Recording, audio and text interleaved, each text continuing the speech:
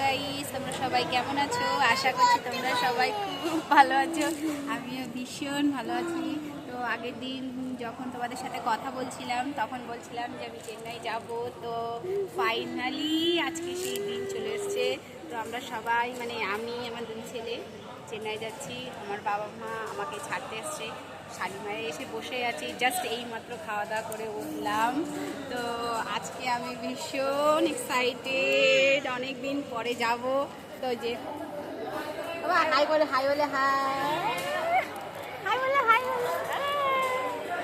তো আজকে আমি হাই বলে, তো আজকে আমি ভীষণ ভীষণ এক্সাইটেড।